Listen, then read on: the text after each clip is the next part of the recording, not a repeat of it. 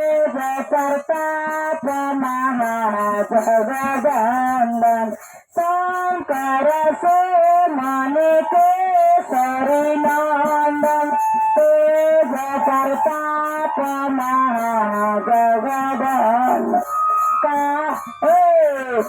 कला जिसे हम बजाई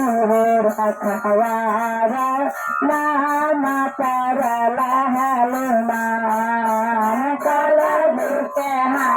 बजाई रखवार नाम पर हनुमान हे राम जी के काज समारे बजरंगी नाम पर हनुमान राम जी के काज समारे नाम पर हनुमान राम के लगनिया में राम गुण गा